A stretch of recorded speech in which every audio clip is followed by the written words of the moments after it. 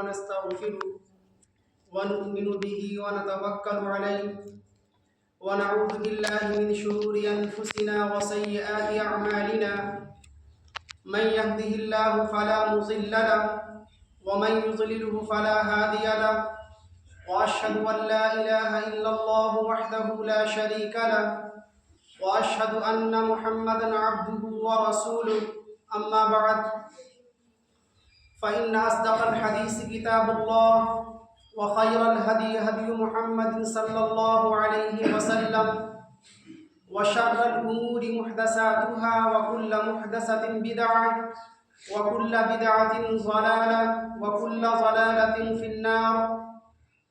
أعوذ بالله السميع العليم من الشيطان الرجيم من همزه ونفخه ونفسه. بسم الله الرحمن الرحيم.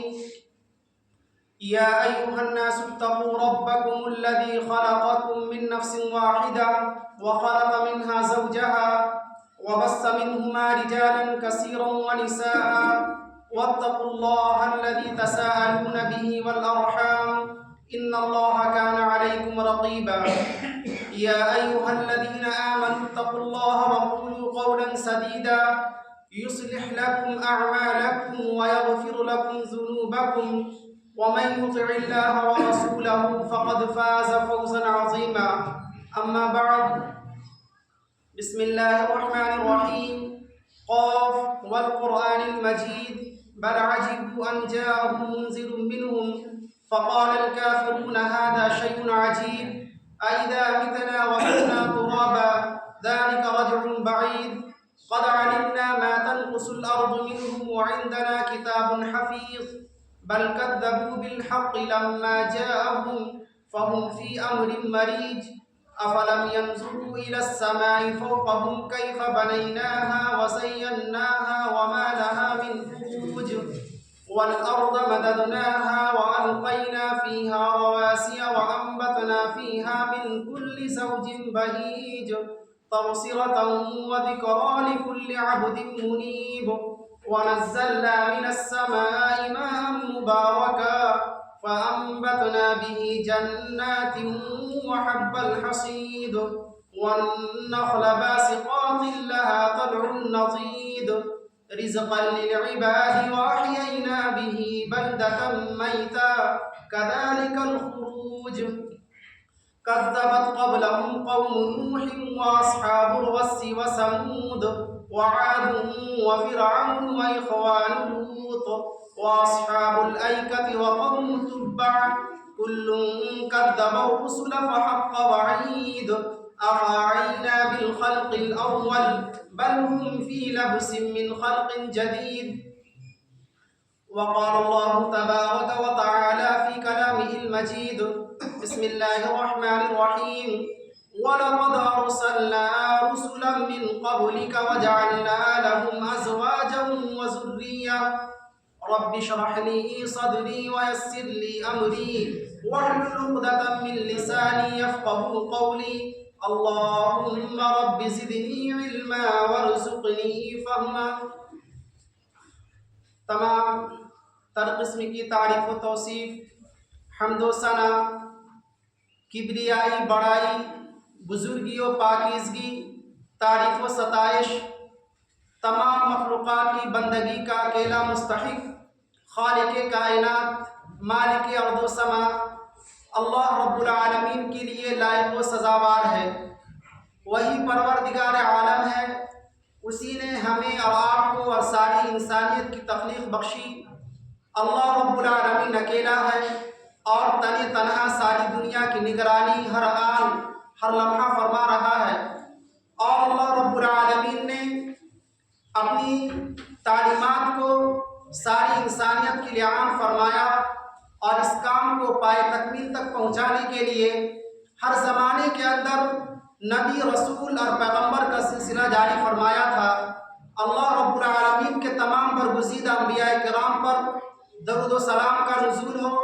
بالخصوص ہمارے آخری نبی تاجدار بطحہ مدنی آقا ساقی کوثر سید المرسلین و خاتم النبیین شفیع المذنبین و رحمت للعالمین اشرف المخلوقات میں سب سے افضل المخلوق اور قیامت کے دن کے سردار عبد المطلب کی آنکھوں کے تارے جناب نبی اکرم صلی اللہ علیہ وسلم پر کروڑ درود و سلام کا نزول ہو۔ اللہم صلی علی محمد وعلی آل محمد کما صلیت علی ابراہیم وعلی آل ابراہیم انک حمید مجید۔ اللہم بارک علی محمد وعلی آل محمد کما بارکت علی ابراہیم وعلی آل ابراہیم انک حمید مجید۔ محترم مکرم سامعین کرام، حاضرین جمعہ اور قرب و جوار سے تشریف لائے ہوئے مصلیان کرام، میرے ہم نشین دوستوں، میرے ہم سفر ساتھیوں اور عزیز بچوں، آج کے اس خطبے کے اندر جس موضوع اور جس عنوان کے تحت میں کشائی کرنا چاہتا ہوں وہ یہ ہے کہ معاشرے کے اندر موجودہ وقت میں جو نکاح ہوتا ہے اس کے اندر جو بدعات و خرافات رائج ہو چکی ہیں، اسی کے ضمن میں کچھ باتیں قرآن و سنت کی روشنی میں پیش کرنا چاہتا ہوں۔ خداوند قدوس سے دعا کروں کہ بار الہ اس خاکسار کو جو بھی کہنے صحیح کہنے اور اس پر ہم تمام لوگوں کو عمل کرنے کی توفیق عنایت فرمائے، آمین۔ میرے محترم و مکرم سامعین کرام، جب ہم قرآن مقدس کا مطالعہ کرتے ہیں اور حدیث کی ورق گردانی کرتے ہیں تو اس سے یہ بات اظہر من الشمس ہو جاتی ہے، واضح ہو جاتی ہے کہ اس دنیا کے اندر اللہ رب العالمین نے جتنے بھی انبیاء کرام اس دنیا کے اندر بھیجا اور ان کی بعثت کی، تمام کے تمام انبیاء کرام علیہ السلام کیا تھے؟ شادی شدہ تھے، اور اللہ رب العالمین نے ان کو بیوی اور بچے بھی عطا کیے تھے۔ اللہ رب العالمین قرآن مقدس کے اندر کہتا ہے سورہ رعد آیت نمبر 38 میں کہ وَلَقَدْ أَرْسَلْنَا رُسُلًا مِّن قَبْلِكَ وَجَعَلْنَا لَهُمْ أَزْوَاجًا وَذُرِّيَّةً کہ اے نبی، ہم نے آپ سے پہلے بہت سے رسولوں کو اس دنیا کے اندر بھیجا۔ وَلَقَدْ أَرْسَلْنَا رُسُلًا مِّن قَبْلِكَ آگے فرمایا کہ وَجَعَلْنَا لَهُمْ أَزْوَاجًا وَذُرِّيَّةً اور جتنے بھی انبیاء کرام اس دنیا کے اندر تشریف لائے، اس دھرتی کے اوپر جب وہ آئے، تمام کے تمام انبیاء کرام ایسے تھے، اللہ رب العالمین نے ان کو بیوی اور بچے دونوں عطا کیے تھے۔ اس آیت کریمہ سے یہ اس بات کا ثبوت ملتا ہے کہ شادی کرنا یہ انبیاء کرام کی سنت رہی ہے، اور انبیاء کرام ہر زمانے کے اندر شادی کیے اور ان کی بیوی بال بچے ہوئے ہیں۔ اسی طرح سے امت محمدیہ کے اندر اللہ کے نبی صلی اللہ علیہ وسلم نے شادی کرنے کی بہت ہی زیادہ ترغیب اور ترہیب دلائی ہے۔ اللہ کے نبی فرماتے ہیں یا معاشر الشباب من استطاع منکم الباءۃ فلیتزوج فإنه اغض للبصر واحسن للفرج ومن لم يستطع فعليه بالصوم فإنه له وجاء۔ اس حدیث کے اندر اللہ کے نبی صلی اللہ علیہ وسلم نے فرمایا کہ اے نوجوانوں کی جماعت، یا معاشر الشباب، نوجوانوں کو اللہ کے نبی نے خطاب کیا ہے، کسی بوڑھے کو یا کسی کمزور اور ناتواں بچوں کو خطاب نہیں کیا، نوجوانوں کو خطاب کرتے ہوئے کہا یا معاشر الشباب، اے نوجوانوں کی جماعت، من استطاع منکم الباءۃ فلیتزوج کہ تم میں سے جس کو بھی با کی قوت ہو، با کہتے ہیں ایسے انسان کو یا ایسی چیز کو، ایسے انسان کو جس کے اندر تین چیزیں پائی جاتی ہوں، جس کے اندر کیا ہو؟ تین چیزیں پائی جاتی ہوں، اس کو با کہا جاتا ہے۔ یعنی کہ ایک انسان اس بات پر قدرت ہو کہ وہ شادی کرنے کے خواہش مند ہو اور شادی کرنے کے پاس اس کے پاس طاقت ہو۔ بہت سے لوگ معاشرے میں ایسے ہوتے ہیں جو کہ بألفاظ دیگر نامرد ہوتے ہیں، اللہ کے نبی نے ان کو خطاب نہیں کیا، کیونکہ شادی کرنے کا اولین مقصد کیا ہے؟ تبادل و تناسل ہے، بچے کو پیدا کرنا ہے۔ اگر جس انسان کے اندر بچے پیدا کرنے کی صلاحیت نہیں ہوگی تو شادی کرنے کا مقصد کیا ہوگا؟ فوت ہو جائے گا۔ اسی لیے علماء فرماتے ہیں کہ با کے اندر سب سے پہلے آتا ہے قوت مردانگی، یعنی ایسا انسان جس کے پاس قوت مردانگی ہو، اور دوسرا یہ کہ اس کے پاس نام و نفقہ کی صلاحیت ہو، بیوی کو 2 وقت کی روٹی دلا سکتا ہو، اور تیسرا یہ کہ سکنا یعنی اس کے پاس رہنے کے لیے مکان ہو۔ اگر کوئی انسان ایسا ہے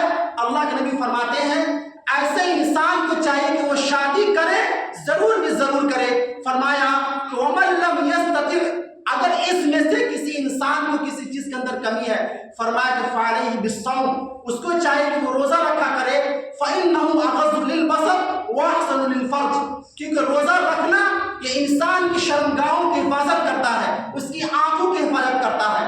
تو اس حدیث کے اندر اللہ کے نبی صلی اللہ علیہ وسلم نے نوجوانوں کو تعلیم دی کہ تم کیا کرو، شادی بیاہ کیا کرو۔ یہ تو اس آیت کریمہ سے، اس حدیث سے اور اس آیت کریمہ سے اتنی بات ثابت ہو گئی کہ اس امت محمدیہ کے اندر شادی کرنا بہت زیادہ ضروری ہے۔ اور علماء یہاں تک کہتے ہیں کہ اگر ایک صورت میں شادی کرنا فرض ہے، واجب ہے، اگر کوئی انسان نہیں کرتا ہے تو وہ گناہگار ہوگا۔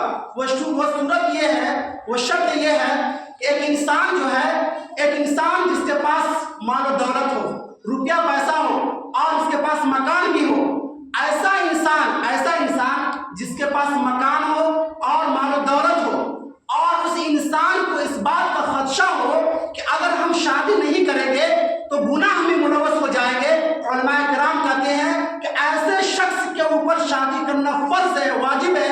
اگر وہ نہیں کرتا ہے تو اللہ کے یہاں گناہگار شمار کیا جائے گا، کیونکہ شادی ایک ایسی چیز ہے جو انسان کی تسکین اس سے حاصل ہوتی ہے، اور انسان کے جو جذبات ہے، اس کی شہوات اس سے کیا ہوتی ہے، بجھ جاتی ہے۔ اسی لیے اللہ کے نبی صلی اللہ علیہ وسلم نے فرمایا کہ من استطاع منکم الباءۃ فلیتزوج، تو شادی کرنا یہ ضروری ہے۔ اور اگر کسی کے پاس نام و نفع کی صلاحیت نہیں ہے تو اس کو چاہیے کہ وہ روزہ رکھا کرے۔ ان آیت کریمہ اور حدیث سے اتنی بات ثابت ہو گئی۔ اب ذرا ہم، چونکہ جمعے کا وقت بڑا مختصر ہوتا ہے، لہذا میں بڑے اختصار کے ساتھ میں آگے بات رکھتا ہوں۔ شادی کرنے کے لیے 5 چیزیں کا ہونا شرط ہے۔ یاد رکھیے کہ 5 چیزوں کے اندر، 5 چیز کے علاوہ کوئی چیز نہیں ہے شادی کے اندر، اور اگر شادی میں 5 چیزیں نہیں پائی جاتی ہیں تو اس شخص کا شادی کبھی بھی اللہ کے یہاں مقبول نہیں ہوگا۔ شادی کرنے کے لیے جو سب سے پہلی شرط اور جو ضروری ہے وہ یہ ہے ایجاب و قبول۔ پہلی شرط شادی کرنے کا علماء کرام یہ بیان کرتے ہیں کہ پہلی شرط یہ ہے ایجاب و قبول۔ ایجاب و قبول کیا سمجھ لیجیے، ایجاب و قبول یہ ہے، ایجاب یہ کہتے ہیں کہ لڑکی سے، جو لڑکی ہے اس سے پوچھا جائے گا کہ تم کو فلانے لڑکے سے شادی کی جا رہی ہے، کیا تم اس بات سے اس لڑکے سے شادی کرنے پر رضامند ہو؟ اس کو کہتے ہیں ایجاب۔ اگر وہ لڑکی کہتی ہے کہ ہم اس لڑکے سے شادی نہیں کریں گے تو یہ شادی مقبول نہیں ہوگی، یہ شادی اللہ کے نزدیک کیا جائز نہیں ہوگی۔ اگر کوئی کر دی جاتی ہے تو وہ شادی نہیں بلکہ زنا کہلایا جائے گا۔ اسی لیے ضروری ہے کہ لڑکی کی رضامندی ہونا۔ آج کل ہمارے معاشرے میں ایسا ہوتا ہے کہ لڑکی راضی نہیں ہے فلانے لڑکے سے شادی کرنے کے لیے، اس کو پسند نہیں ہے، لیکن گھر والے، ماں باپ اس کو مجبور کرتے ہیں اور اس کو زبردستی کرتے ہیں کہ نہیں تم کو اس کے ساتھ شادی کرنی ہی ہوگی، لیکن وہ لڑکی راضی نہیں ہوتی ہے۔ اگر کوئی لڑکی ایسی ہے یا ایسا کرتا ہے تو اس کی شادی اللہ کا مقبول نہیں ہوگی۔ تو شادی کرنے کے لیے پہلی شرط ہے ایجاب، ایجاب و قبول۔ ایجاب کہتے ہیں کہ لڑکی سے پوچھا جائے گا کہ تم کو فلانے لڑکے سے شادی کی جا رہی ہے، کیا تم کو قبول ہے؟ اگر وہ کہہ دیتی ہے کہ ہاں میں راضی ہوں، یا اگر وہ کچھ نہیں بھی کہتی ہے، خاموش بھی رہتی ہے، تب بھی اس کی خاموشی رضامندی کا دلیل ہوتی ہے۔ اس کے بعد لڑکے سے پوچھا جائے گا کہ فلانی لڑکی سے اتنے مہر پر تمہارا نکاح کیا جاتا ہے، کیا تم کو قبول ہے؟ اگر وہ کہہ دے قبول تو کہ ہاں مجھ کو قبول ہے، تو نکاح کی پہلی شرط کیا ہے؟ ایجاب و قبول۔ دوسری شرط نکاح کے لیے یہ ہے کہ مہر کا ہونا۔ آج ہمارے معاشرے کے اندر بہت سے ایسے بوڑھے ہیں یا پہلے زمانے کے لوگ ہیں جو مہر کو ایک معمولی چیز سمجھتے ہیں اور سمجھتے ہیں کہ مہر کو ضروری نہیں ہے۔ شادی کے لیے دوسری سب سے بڑی شرط یہ ہے مہر کا دینا۔ اگر کوئی انسان اپنی بیوی کو مہر نہیں دیتا ہے تو وہ شادی بھی اللہ کے یہاں مقبول نہیں ہوگی۔ اللہ کے نبی اللہ رب العالمین قرآن مقدس کے اندر ارشاد فرماتا ہے کہ ان تبتغوا باموالکم، اور ایک جگہ فرمایا فآتوہن اجورہن فریضہ، کہ جب تم کسی لڑکی سے شادی کرو تو اس کو تم اجرت دو، اور اجرت کا نام مہر ہے۔ لہذا مہر کا دینا یہ بہت زیادہ ضروری اور فرض اور لازمی ہے۔ اگر کوئی انسان شادی کر لیتا ہے اور مہر نہیں دیتا ہے، اور اس کے دل میں یہ بات ہے کہ ہم اس کو مہر نہیں دے دے، اور وہ انسان مر جائے گا تو قیامت کے دن اللہ رب العالمین کے نزدیک اس حال میں آئے گا کہ وہ شخص زانی ہوگا، یعنی کہ اللہ کے نزدیک اس کا شمار زنا میں ہوگا، لہذا مہر کا دینا ضروری اور لازمی ہے۔ اور بحیقی کی روایت، طبرانی کی روایت میں اس بات کو اللہ کے نبی صلی اللہ علیہ وسلم نے ارشاد فرمایا کہ نکاح کے اندر مہر کا دینا بہت ضروری ہے، اور قرآن مقدس کے بہت سارے ایسے آیتیں ہیں جس سے یہ بات معلوم ہوتی ہے۔ اور اللہ کے نبی صلی اللہ علیہ وسلم کے زمانے میں ہم دیکھتے ہیں کہ ایک شخص اللہ کے نبی کی خدمت میں حاضر ہوتا ہے اور اس کے پاس مہر دینے کے لیے کچھ بھی نہیں ہے، تو اللہ کے نبی نے فرمایا کہ کیا تمہارے پاس گھر کے اندر کوئی چیز ہے؟ جا کر تم تلاش کرو، دیکھو کوئی بھی چیز، برتن، پیالہ، چمچ، کوئی بھی چیز ہے لے کر آؤ۔ وہ شخص جاتا ہے گھر میں، ڈھونڈتا ہے، کہتا اللہ کے نبی کچھ بھی نہیں ہے۔ اللہ کے نبی نے فرمایا کہ کیا تم کو قرآن مقدس کی کوئی صورتیں یاد ہے؟ وہ شخص کہتا ہے کہ ہاں مجھ کو یاد ہے۔ فرمایا یہی صورت تمہارے لیے کیا ہوگا؟ مہر ہو جائے گا۔ اور بعض حدیث کے اندر ستو، اور بعض حدیث کے اندر کھجور، اور بعض حدیث کے اندر جو آتا ہے کہ آزاد کرنا، یہ بھی مہر بن جاتا ہے۔ بہرحال مہر ہر حال میں دینا ضروری ہے۔ یہ ہے نکاح کی دوسری شرط۔ اور تیسری شرط یہ ہے دو عادل گواہوں کی موجودگی کا ہونا، دو گواہ کا ہونا شرط ہے۔ اللہ قرآن میں کہتا ہے کہ واشہدوا ذوی عدل منکم، کہ جب تم نکاح کرو یا جب تم جو ہو کسی کے طلاق دے دو تو طلاق دینے وقت اس کے لیے کیا کرو؟ دو گواہ کا ہونا کیا ہے؟ ضروری ہے۔ واشہدوا ذوی عدل منکم، لہذا دو گواہ ہونا یہ لازمی ہے۔ اگر کوئی شخص شادی کے موقع سے صرف ایک گواہ رکھتا ہے تو وہ بھی جو ہے اللہ کے نزدیک وہ نکاح مقبول نہیں ہوگا، دو گواہ کا ہونا کا ضروری ہے۔ یہ ہے شادی کی تیسری شرط ہے۔ اور چوتھی شرط یہ ہے شادی کے لیے کہ ولی کی رضامندی، ولی کی رضامندی ضروری ہے۔ ولی سے مراد کیا ہے کہ لڑکی کا باپ کی رضامندی ضروری ہے۔ اگر کوئی لڑکی باپ کی رضامندی کے بغیر اگر گھر سے بھاگ کر کے کورٹ میرج کر دیتی ہے، اور وہ کورٹ میرج کرنے کے بعد اس سے جتنے بھی لڑکے ہوں گے، علماء فرماتے ہیں کہ وہ لڑکے ولد الزنا ہوں گے، چونکہ شریعت کے اندر باپ کی رضامندی، ولی کی رضامندی ضروری ہے۔ لہذا اللہ کے نبی صلی اللہ علیہ وسلم فرماتے ہیں لا نکاح الا بولی، کہ ولی کے بغیر نکاح نہیں ہے۔ اور ایک حدیث میں فرمایا کہ ایما امرأۃ نکحت باذن ولیھا فنکاحھا باطل فنکاحھا باطل فنکاحھا باطل، 3 مرتبہ فرمایا کہ اگر کوئی لڑکی ولی کی رضامندی کے بغیر، باپ یا بھائی یا دادا کی رضامندی کے بغیر اگر وہ شادی کر لیتی ہے کسی لڑکے سے بھاگ کر کے، تو اللہ کے نبی صلی اللہ علیہ وسلم فرماتے ہیں یہ نکاح باطل ہے، باطل ہے، باطل ہے، 3 مرتبہ فرمایا۔ لہذا ولی کی رضامندی کیا ہے؟ یہ ضروری ہے۔ یہ ہے شادی کے لیے چوتھی شرط۔ اور پانچویں اور سب سے آخری شرط یہ ہے کہ دائمی قبضہ کا ہونا، لڑکی کے اوپر دائمی قبضہ ہونا، یعنی کہ اگر کوئی لڑکا کسی لڑکی سے یہ کہتا ہے کہ میں تم سے 10 مہینے کے لیے نکاح کرتا ہوں، اگر کوئی 10 مہینے کا کانٹریکٹ لیتا ہوں، میں تم کو اتنا پیسہ دیتا ہوں، تم 10 مہینے میرے ساتھ بیوی کی طرح زندگی گزارو۔ اگر کوئی شخص یہ قید کرتا ہے، اللہ کے نبی فرماتے ہیں اور علماء فرماتے ہیں کہ یہ نکاح کیا ہوگا؟ اللہ کے نزدیک مقبول نہیں ہوگا۔ دائمی قبضہ ہونا شرط ہے۔ جیسے کہ شیعہ حضرات کے یہاں نکاح متع ہوتا ہے، نکاح متع ان کے یہاں جائز ہے۔ نکاح متع کا کیا مطلب؟ شیعہ یہ کرتے ہیں، شیعہ جو نکاح کے اندر نکاح متع میں یہی ہوتا ہے کہ ایک لڑکا ایک لڑکی سے کہتا ہے کہ میں تم سے 2 سال کے نکاح کرتا ہوں، شادی کرتا ہوں، اب 2 سال جیسے ہوگا تو تمہارا علیحدہ ہو جائے گا۔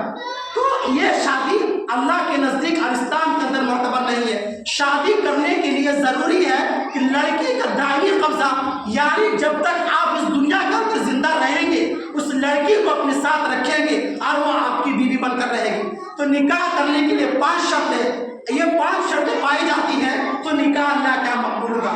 یہ نکاح کرنے کے 5 شرائط ہیں۔ اس کے علاوہ جتنے بھی شرائط آج کے دور کے لوگ جنہوں نے جائز کر رکھا ہے وہ تمام کے تمام قرآن و سنت کے خلاف ہے۔ اب یہ نکاح کرنے کے 5 شرائط ہیں۔ نکاح کرنا اسلام کے اندر سب سے زیادہ آسان فرمایا گیا ہے۔ سب سے زیادہ آسان اگر کوئی عمل ہے وہ نکاح کرنا ہے، لیکن موجودہ وقت کے فتنے نے اتنا زیادہ سر اٹھایا ہے اور آج اس کے اثرات معاشرے کے اندر اتنے زیادہ دیکھنے کو مل رہے ہیں کہ شادی کرتے وقت لڑکے جو ہے ایسے کنڈیشن لگاتے ہیں اور ایسی باتیں کرتے ہیں جس کا شریعت سے کوئی ثبوت نہیں ہے۔ میرے بھائیوں، آج معاشرے کے اندر جو سب سے بڑا فتنہ شادی کے موقع پر اٹھایا جاتا ہے، وہ فتنہ بہت سارے فتنہ ہے، میں ایک ایک کر کے ترتیب کے ساتھ بیان کر دیتا ہوں۔ سب سے پہلا فتنہ معاشرے کے اندر یہ فرمایا گیا، یہ جو ہے یہ ابھرا ہے کہ جہیز کا لینا۔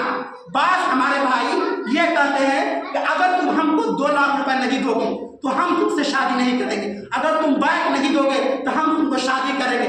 اگر کوئی انسان اس شرط کے ساتھ شادی کرتا ہے، اس شرط کے ساتھ شادی کرتا ہے، وہ شادی کی مقبول نہیں ہوگی۔ دلیل کیا ہے؟ دلیل اللہ رب العالمین قرآن مقدس کا اندر ارشاد فرماتا ہے کہ ان تبتغوا باموالکم، کہ مال، کہ تم لڑکی کو طلب کرو اپنے مال کے ذریعے۔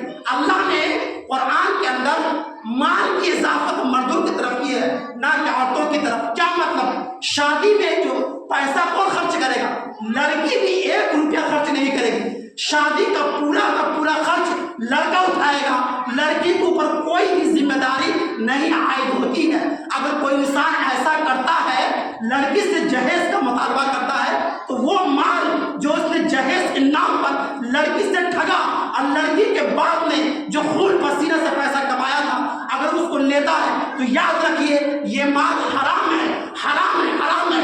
پورے قرآن و سنت کی روشنی میں یہ بات علماء فرماتے ہیں کہ لڑکی سے جہیز کا مطالبہ کرنا یہ بدعت ہے اور کبیرہ گناہ ہے۔ آج ہمارے معاشرے کے اندر کتنے ایسے لوگ ہیں جنہوں نے سسرال سے بڑے بڑے ٹرک کے ٹرک جو ہے مال کا مطالبہ کرتے ہیں، اور بڑی افسوس آتی ہے، انسانیت شرم سے جھک جاتی ہے جب کوئی لڑکی کسی کے گھر آتی ہے اور اس کے جہیز کے اندر کوئی کمی واقع ہو جاتی ہے۔ تو آج اخباروں کی تصویریں اور ٹی وی کی زینتیں اور ٹی وی کی خبریں ہمیں یہ بتاتی ہیں کہ بہت سے ایسی لڑکیوں کو صرف اس بات پر ٹارچر کیا جاتا ہے کہ تمہارے ماں باپ نے ہم کو گاڑی نہیں دیا، اور تمہارے ماں باپ نے ہم کو فلانا چیز نہیں دیا۔ ارے تم مرد ہو یا ہجڑا ہو یا کیا ہو، تم کو سوچنے کا مقام ہے۔ شریعت کے اندر عورت کے اوپر کبھی بھی کمانے کی ذمہ داری لازم نہیں کی گئی ہے، مرد اسی کو کہا جاتا ہے۔ اسی لیے شریعت کے اندر نفقے کی ذمہ داری مرد کے اوپر عائد کی گئی، عورت کے اوپر عائد نہیں کی گئی ہے۔ لہذا معاشرے کے وہ نوجوان جو جہیز کا مطالبہ کرتا ہے وہ بدعت ہے اور کبیرہ گناہ ہے، اس سے انسان کو بچنا چاہیے۔ اسی طرح سے معاشرے کے اندر ایک رسم و رواج یہ بھی عام ہو گیا ہے کہ شادی سے پہلے لوگ کیا کرتے ہیں؟ ہلدی لگاتے ہیں، لڑکا ہو یا لڑکی، اس کے لیے ایک الگ سے ایک رسم ہوتا ہے، باضابطہ جو نکاح نامہ ہوتا ہے، جو دعوت ولیمہ ہوتا ہے، انویٹیشن کارڈ ہوتا ہے، اس کے اوپر لکھ دیا جاتا ہے کہ فلانی تاریخ کو ہلدی کیا جائے گا، مانجا کیا جائے گا، اور مڑوا اور نہ جانے کن کن بدعات کا استعمال کیا جاتا ہے۔ میرے بھائی یاد رکھیے گا، شریعت کے اندر یہ تمام کی تمام چیزیں ممنوع ہے اور اس کا جواز کی کوئی دلیل نہیں ملتی ہے۔ اور اس کی وجہ کیا ہے؟ آپ دیکھیں کہ جب جس گھر میں شادی ہوتی ہے تو جو لڑکا ہوتا ہے اس کو ایک اسپیشل تخت پر بیٹھایا جاتا ہے، ایک چارپائی کی طرح ہوتا ہے، اس پر وہ بیٹھتا ہے اور وہ لنگی کو پورا یہاں تک اٹھاتا ہے اور اپنے جسم کو پورا کھولتا ہے، اور اس گھر کے اندر جو ان کی خالہ ہے، ان کی پھوپھو ہے، آگر ہلدی لگاتی ان کے جسم میں، ان کی چچیری بہن، پھوپھیری بہن، اور اسی طرح سے ان کے دوست و احباب اور معاشرے کی لڑکیاں۔ آپ بتائیے یہ کہاں تک جواز ہے؟ اس کا ثبوت کئی حدیث سے ملتا ہے کہ ایک مرد کے جسم پر کوئی اجنبی عورت، غیر محرم عورت اس کے جسم کو چھوئے، یاد رکھیے حدیث کے اندر اللہ کے نبی فرماتے ہیں کہ اگر کوئی لڑکا کسی لڑکی کو ٹچ کر لیتا ہے یا کوئی لڑکی کسی لڑکے کو ٹچ کر لیتا ہے غیر محرم، فرمایا کہ یہ ایسا شخص ہے اس کے سر میں اگر کل ٹھوکا جائے یہ زیادہ آسان ہے اس کو چھونے سے، یہ بہت بڑا گناہ کا کام ہے۔ اور اسی طرح سے لڑکیوں کو بھی جب ہلدی لگایا جاتا ہے تو اس کو لگانے کے لیے نہ جانے باہر کے لڑکے بھی آتے ہیں اور اس طرح کے ایک خاص قسم کا فنکشن کیا جاتا ہے اور اس کے اندر گیت اور جو ہے گانے بجانے ہوتے ہیں۔ یاد رکھیے ہلدی کا رسم اسلام کے اندر حرام ہے، مرد نہیں لگا سکتا ہے، عورت لگا سکتی ہے، عورت سے وہ زینت اختیار کر سکتی ہے، مگر بند کمرے میں اس کا ایک الگ سے فنکشن رکھنا یہ بھی بدعت ہے۔ ایسی شادیوں میں شرکت کرنا ممنوع ہے اور علماء کرام حرام قرار دیتے ہیں۔ اسی طرح سے ہم دیکھیں کہ شادی کے بعد جب شادی ہو جاتی ہے، شادی ہو جاتی ہے تو شادی کے بعد لڑکے کو جو ہے اگنے میں بلایا جاتا ہے اور وہاں پر ان کی سالیاں ہوتی ہیں اور جو غیر محرم عورتیں خواتین ہوتی ہیں ان کے ساتھ ہنسی مذاق کیا جاتا ہے، ٹھاکر لگائے جاتے ہیں۔ یہ ہم کس دور میں جی رہے ہیں؟ کیا آج ہم نے اسلام کی تعلیمات کو فراموش نہیں کر دیا؟ غیر محرم کے ساتھ وہ لڑکا کیوں آئے گا؟ یاد رکھیے کہ کوئی بھی لڑکا کسی غیر محرم کے ساتھ مذاق کرتا ہے، خاص سالی کیا ہے، سالی اس کے لیے محرم تھوڑی ہے، سالی اس کے لیے حرام ہے، غیر محرم ہے۔ اور اسی طرح سے اس گاؤں کی جو خواتین ہوتی ہیں وہ ان کو آ کر ان کے ساتھ مذاق کرتی ہیں، یہ بھی کیا ہے؟ بدعت ہے، کبیرہ گناہ ہے، اس سے بھی انسان کو بچنا چاہیے۔ اسی طرح سے شادی کے ایک رسومات میں سے ایک بہت بڑا رسم جو اس وقت ہو چکا ہے وہ یہ ہوتا ہے کہ لڑکے والے جو ہیں، لڑکے والے لڑکی کو فون کر کے کہتے ہیں کہ میں 200 بارات لے کر آؤں گا، 200 بارات لے کر آؤں گا اور بارات کے اندر کھانے میں فلانا چیز ہونی چاہیے اور اس طرح کا میرج ہال ہونا چاہیے اور اس طرح کی چیزیں ہونی چاہیے۔ کہ اگر کوئی شخص ایسا کرتا ہے، یاد رکھیے یہ کرنا شریعت کی روح سے، اسلام کی روح سے ممنوع ہے، حرام ہے۔ اللہ کے نبی نے شادی نہیں کی تھی، اللہ کے نبی صلی اللہ علیہ وسلم کی 4 بیٹیوں کو اللہ کے نبی نے شادی کی اور خود اللہ کے نبی نے شادی کی، صحابہ نے شادی کی۔ کیا کسی صحابی سے یہ عمل ثابت ہے؟ آج ہم شرم سے ہمارے آنکھیں جھک جاتی ہے کہ وہ لڑکی والے کس طرح سے اس کو پورا کرنے کے لیے قرض لیتے ہیں، زمینیں بیچتے ہیں اور ویسا نہیں ہوتا ہے تو سود کے اوپر قرض اٹھاتے ہیں اور لڑکی کے باپ کا کمر ٹوٹ جاتا ہے ان چیزوں کی وجہ سے۔ یاد رکھیے گا ان طرح کے برات لے جانا، 100-200 لے جانا یہ شریعت سے ممنوع ہے، حرام ہے۔ اگر میں یہ کہتا ہوں کہ اگر آپ کو برات لے جانا ہے لے جائیے، 500 لے جائیے، لیکن اس برات کو اپنے پیسے سے کھلائیے، لڑکی والوں کے پیسے سے کھلانا یہ شریعت سے ممنوع ہے، اس کا بالکل بائیکاٹ کرنا چاہیے اور ایسی شادیوں کے اندر شرکت کرنا ممنوع ہے۔ وقت ہو گیا، ایک آخری بات جو سب سے زیادہ اہم اور ضروری ہے اس کو بیان کر کے میں اپنی بات ختم کرتا ہوں۔ شادی کرنے کے بعد اللہ کے نبی صلی اللہ علیہ وسلم نے فرمایا کہ لڑکے کے اوپر ضروری ہے کہ وہ ولیمہ کرے۔ ایک صحابی ہے عبد الرحمن بن عوف، صحابی کا نام کیا ہے؟ عبد الرحمن بن عوف رضی اللہ تعالیٰ عنہ۔ وہ ایک مرتبہ جا رہے تھے، اللہ کے نبی صلی اللہ علیہ وسلم راستے نکل گئے تو ان کے کپڑے پر جو ہے زردی کا اثر تھا۔ اللہ کے نبی صلی اللہ علیہ وسلم فرماتے ہیں کہ کیا تم نے شادی کی ہے؟ انہوں نے کہا کہ ہاں، میں نے کھجور کے گٹھلی کے برابر سونے کے عوض میں شادی کی ہے۔ اللہ کے نبی صلی اللہ علیہ وسلم نے فرمایا کہ کیا تم نے ولیمہ کیا؟ انہوں نے کہا کہ نہیں، میں تو ولیمہ نہیں کیا۔ فرمایا کہ تم ولیمہ کرو اگرچہ ایک بکری ہی کیوں نہ ہو۔ تو اس حدیث سے یہ بات ثابت ہوتی ہے کہ ولیمہ کرنا یہ سنت ہے اور یہ ضروری ہے، ولیمہ کرنا چاہیے۔ ولیمہ کرنا آخر شریعت کے اندر کیوں ضرورت آ گیا؟ کہ شادی بیاہ کیا ہوتا ہے؟ خوشی کا ماحول ہوتا ہے اور خوشی کے ماحول میں اللہ کے نبی صلی اللہ علیہ وسلم نے اس سنت کو زندہ کر کے اس بات کو تعلیم دی ہے اس موقع سے جو معاشرے کے لوگ ہوں، گاؤں کے لوگ ہوں، ان کو شریک کیا جائے اور آپسی بھائی چارے کو گزارا کیا جائے۔ لیکن آج ہم دیکھتے ہیں کہ ولیمے کے نام پر بہت زیادہ کیا ہوتا ہے، بہت زیادہ ولیمے کے نام پر بدعت و خرافات کیا جاتا ہے۔ اور اللہ کے نبی صلی اللہ علیہ وسلم کی حدیث ہے، فرمایا کہ شر الطعام طعام الولیمہ، کہ اللہ کے نبی فرماتے ہیں کہ سب سے بدترین ولیمہ کون سا ہے؟ فرمایا، ایک جگہ فرماتا اللہ کے نبی کہ ولیمہ کرنا سنت ہے، لیکن دوسری حدیث میں فرماتے ہیں کہ ولیمہ کرنا بدترین ولیمہ وہ ہے جس ولیمے کے اندر صرف اور صرف مالداروں کو بلایا جائے اور غریبوں کو چھوڑ دیا جائے۔ اللہ کے نبی کیا فرماتے ہیں کہ شر الطعام طعام الولیمہ، ایسا ولیمہ بدترین ولیمہ ہے جس میں صرف مالداروں کو بلایا جائے اور غریبوں کو چھوڑ دیا جائے۔ آج ہم دیکھتے ہیں معاشرے کے اندر جب ہم ولیمہ کرتے ہیں تو اپنے لیبل کے لوگوں کو دعوت دیتے ہیں جو اپنے ہم پلہ ہو، صرف مالدار لوگوں کو، لیکن معاشرے کے جو غریب طبقہ ہو اس کو ہم دعوت نہیں دیتے ہیں۔ اللہ کے نبی فرمایا کہ یہ ولیمہ بدترین ولیمہ ہے، لہذا ایسے ولیمے میں بھی مسلمانوں کو شرکت نہیں کرنی چاہیے جس ولیمے میں غریبوں کو خاص طور سے کیا کر دیا جائے، سوشل بائیکاٹ کر دیا جائے۔ لہذا ولیمے کے اندر غریبوں کو پوچھنا یہ زیادہ ضروری ہے۔ ارے مالدار لوگ تو ہمیشہ اچھے کھانا کھاتے ہی ہیں، مالدار لوگ شادی میں آنا نہیں چاہتے ان کو زبردستی بلایا جاتا ہے فون کر کے کہ بھائی آپ شادی میں آئے نہیں، ولیمے میں آپ ضرور تشریف لائیے گا، آپ کے آنے سے ہم کو بڑی خوشی ہوگی۔ لیکن کسی غریب کو کوئی نہیں کہتا کہ آپ میرے ولیمے میں آئیے گا، آپ کے آنے سے ہم کو خوشی ہوگی۔ عجیب معاشرہ ہے۔ اسلام کی تعلیم یہ ہے کہ ولیمے میں غریبوں کو پہلے دعوت دو اور مالداروں کو بعد میں۔ ایسا نہیں ہے کہ مالداروں کو بائیکاٹ نہیں کیے گا، بلکہ مالدار اور غریب دونوں کو کیا کرنا چاہیے؟ دعوت دینا چاہیے۔ یہ تو ایک بات ہوئی۔ اب دوسری بات یہ، اگر کوئی انسان، یاد رکھیں آخری بات ختم کرتا ہوں، کہ اگر کوئی انسان کسی شخص کے ولیمے کو بنا عذر کے اگر ٹھکرا دیتا ہے، انکار کر دیتا ہے، تو وہ شخص اللہ کے نزدیک مجرم ہے اور اس نے اللہ اور اس کے رسول کی نافرمانی کی۔ اللہ کے نبی صلی اللہ علیہ وسلم فرماتے ہیں کہ کسی شخص کو اگر ولیمے کی دعوت دی جائے یا کوئی بھی دعوت دی جائے اور اس نے اس دعوت کو ٹھکرا دیا، انکار کر دیا، فقد عصى اللہ ورسولہ، تو اس نے اللہ اور اس کے رسول کی بغاوت کر دی۔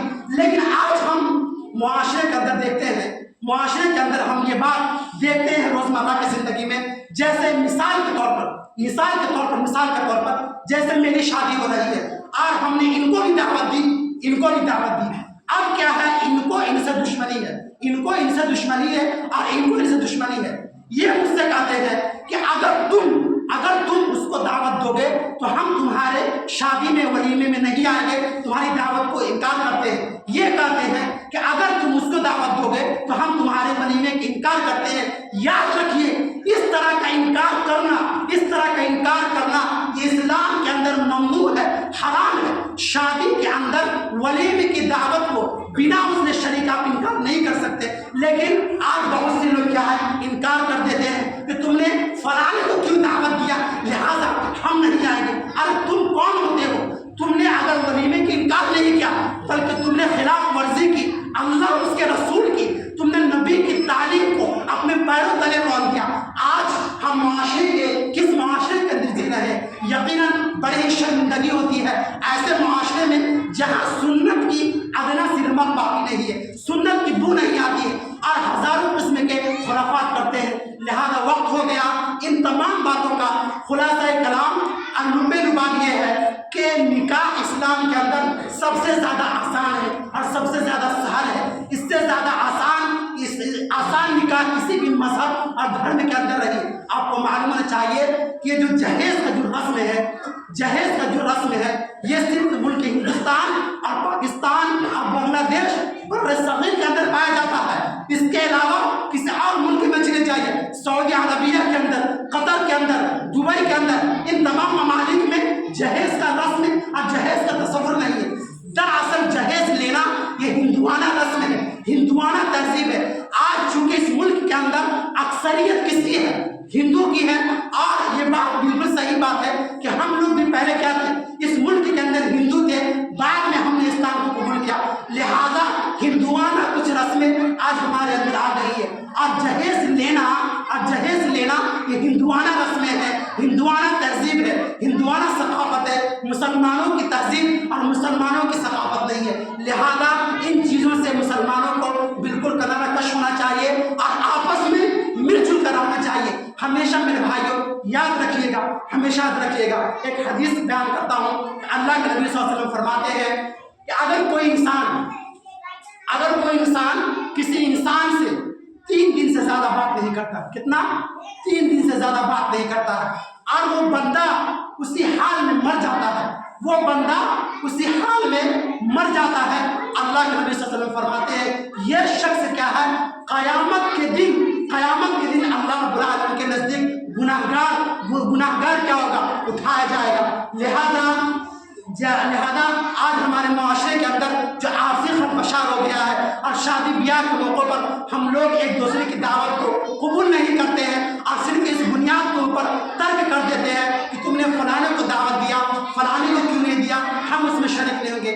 یاد رکھیے اگر کوئی انسان ایسا کرتا ہے تو اللہ رب العالمین کا اور اللہ کے نبی کی تعلیم کو فراموش کرتا ہے، اس کو اپنے پیروں تلے رون دیتا ہے۔ لہذا آج کے خطبے کا خلاصہ کلام اور بالباب یہ ہے کہ نکاح کرنا ضروری ہے اور کرنا چاہیے۔ نکاح کرنے سے انسان کے گناہوں سے محفوظ رہتا ہے، اور نکاح